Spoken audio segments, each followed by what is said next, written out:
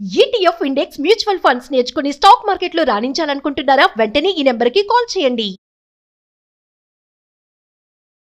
ఒకే mobile number పైన 2 కంటే ఎక్కువ బ్యాంక్ అకౌంట్లు ఉంటే ఏం జరుగుతుంది? దీనివల్ల కస్టమర్స్కి బెనిఫిటా లాసా?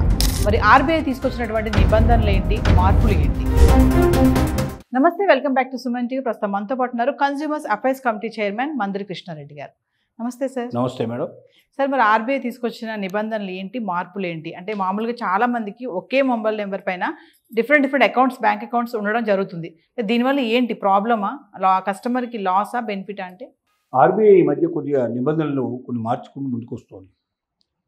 ఒక వ్యక్తికి ఎన్నో బ్యాంకుల్లో ఖాతాలు ఉంటాయి, ఒకే బ్యాంకులో కూడా 2-3 ఖాతాలు ఉంటాయి. ఒకటే ఫోన్ నెంబర్ ఇవ్వడం వల్ల కేవైసీ టైంలో ఇబ్బందులు అవుతున్నాయి. అంటే కేవైసీ కావాల్సి వచ్చినప్పుడు ఆ నెంబర్ కొట్టంగానే ఓటీపీ వచ్చే పద్ధతులు ఏర్పాటు చేశారు. తర్వాత ఒకే వ్యక్తికి ఖాతాలు డిఫరెంట్గా ఉన్నప్పుడు, ఒక నెంబర్ మీద ఉన్నప్పుడు కొంత కన్ఫ్యూజన్ ఏర్పడుతున్న పరిస్థితి ఏర్పడుతుంది. కాబట్టి ఆర్బీఐ ఏం చెప్తుంది అంటే, సాధారణంగా బ్యాంకు ఖాతాలు ఎక్కువ ఉండకన్నా బ్యాంక్ ఖాతాలను తగ్గించుకోవడం మంచిదనేది ఒకటి చెప్తోంది. ఒక నెంబర్తో ఒక అకౌంట్ ఉంటేనే బాగుంటుంది.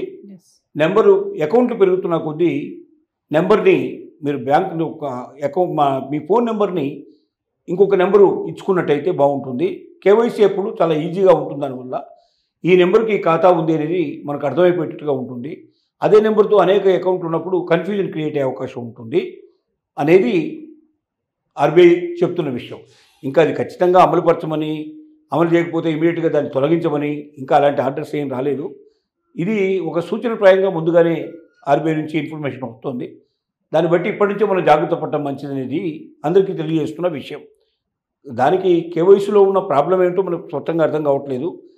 కానీ అకౌంట్, బ్యాంక్ అకౌంట్ ఒకే నెంబర్తో ఎక్కువ అకౌంట్ ఉన్నప్పుడు దాన్ని మరి ఇన్కమ్ ట్యాక్స్ దృష్టిలో పట్టుకోవడంలో ఇబ్బంది అయ్యే పరిస్థితి ఏర్పడవచ్చు. అకౌంట్ ఎంతవరకు తగ్గించుకుంటే ఎంత మంచిది, ఒకే అకౌంట్ ఉంటే మంచిది అనేటువంటి ఆలోచన కూడా ఆర్బీఐ దృష్టిలో ఉన్నట్టుగా మనకు కనబడుతుంది. ఎందుకంటే రోజు రోజుకి ఇన్కమ్ ట్యాక్స్ నుంచి తప్పించుకుంటున్న వాళ్ళని తగ్గించి, ఆ సంఖ్యను తగ్గించేసి ఇన్కమ్ ట్యాక్స్ పరిధిలోకి తీసుకురావాలని ప్రయత్నం చేస్తున్నారు. దీంతో ఇప్పుడు ఆన్లైన్ ట్రాన్సాక్షన్స్ కూడా బాగా జరుగుతూ ఉన్నాయి. ఇప్పటి దగ్గర విడిగా మనం ఎంతంటే అంత ఖర్చు పెట్టేస్తున్నాం, కానీ మనం ఇన్కమ్ ట్యాక్స్ సబ్మిట్ చేయడం లేదు. ఇప్పుడు అలాగా ఆన్లైన్లో ఎంతమంది అయితే చేస్తున్నారో ట్రాన్సాక్షను, ఆ ట్రాన్సాక్షన్ అంతా కూడా టోటల్గా క్యాల్కులేట్ చేసి అది ఇన్కమ్ ట్యాక్స్ పరిధిలోకి రాకుండా ఎక్కువైనట్టయితే ఆటోమేటిక్గా వాళ్ళ మీద యాక్షన్ తీసుకునే ఆలోచన కూడా ఆర్బీఐ చేస్తుంది. చాలామంది ఏం చేస్తారంటే వేరే వాళ్ళ చెల్లింపులు కూడా తమ ఖాతా నుంచి పంపిస్తుంటారు. వేరే వాళ్ళ దగ్గర డబ్బు తీసుకొని వీళ్ళ అకౌంట్ నుంచి దాన్ని పంపించే ప్రయత్నం చేస్తారు. అలా పంపించినప్పుడు ఏమవుతుందంటే వాళ్ళకు ఏదైతే పరిధి ఇచ్చిందో ఇన్కమ్ ట్యాక్స్, అంతకన్నా పరిధి మించిపోతుంది. అంతకన్నా దాటినప్పుడు ఏమవుతుంది, వాళ్ళు ఇన్కమ్ ట్యాక్స్ పే చేయాల్సిన పరిస్థితి ఏర్పడుతుంది. ఇన్కమ్ ట్యాక్స్ ఇమీడియట్గా సబ్మిట్ చేయాల్సిన పరిస్థితి ఏర్పడుతుంది. ఇప్పటిదాకా ఇన్కమ్ ట్యాక్స్ సబ్మిట్ చేసినా చేయకపోయినా నడుస్తుంది, కానీ భవిష్యత్తులో ఇన్కమ్ ట్యాక్స్ అప్పటిదాకా సబ్మిట్ చేయాల్సిన స్థితి వస్తుంది. ముఖ్యంగా ఆన్లైన్ ట్రాన్సాక్షన్ చేసే వాళ్ళందరూ కూడా జాగ్రత్త పడకపోతే వాళ్ళ చెల్లింపుల మీద పూర్తిగా నిఘా వస్తుంది. ఆ చెల్లింపులు అన్నీ కలిపి టోటల్గా లెక్క వేస్తారు. వాళ్ళకి గూగుల్ పే ఉంటుంది, ఫోన్పే ఉంటుంది, ఇంకా రకరకాలు ఉంటాయి.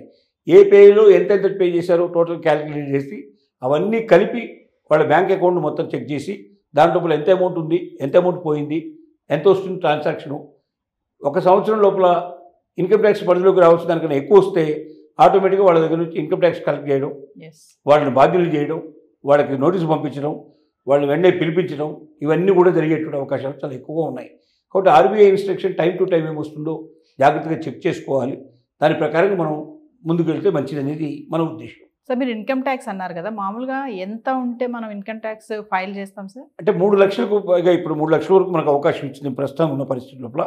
అంతకన్నా దాటినట్టయితే ఆటోమేటిక్గా మనం ఫైల్ చేయాల్సిన పరిస్థితి ఏర్పడుతుంది. సో ఇప్పుడు మాత్రం మనం అనుకున్నట్టుగా ఒకే మొబైల్ నెంబర్ పైన అనేక అకౌంట్లు ఓపెన్ చేయడానికి అయితే లేదు, ఇప్పుడు మంచిది కాదు అనేది ఆర్బీఐ ఇస్తున్నా. అంటే ఇప్పటిదాకా సూచనప్రాయంగా చెప్పింది, ఇంకా దాని మీద ఖచ్చితమైన నిబంధన కఠినంగా ఏం రాలేదు.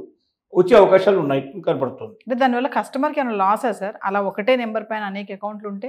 కస్టమర్కి లాస్ కాదు, కానీ ఒక నెంబర్ మీద ఎక్కువ అకౌంట్స్ ఉండేటైతే కేవైసీ లోపల కొంత వెసులుబాటు ఉండే అవకాశాలు ఉంటాయి. ఆర్బీఐ కొంత ప్రాబ్లం క్రియేట్ అవుతుంది. అంటే ఇన్కమ్ ట్యాక్స్ డిపార్ట్మెంటు పట్టుకోవడంలో, అకౌంట్స్ అన్నీ కూడా చెక్ చేయడంలో కొన్ని ఇబ్బందులు ఏమైనా ఏర్పడే పాసిబిలిటీస్ ఉండొచ్చు. దానికి కారణాలు ఏంటో మనకు స్పష్టంగా తెలియదు. కానీ ఆర్బీఐ ఎందుకో ఆ కాషన్ ఇస్తోంది. ఒక నెంబర్తో ఒకే అకౌంట్ ఓపెన్ చేయనట్టుగానే చెప్తోంది. Yes, thank you sir.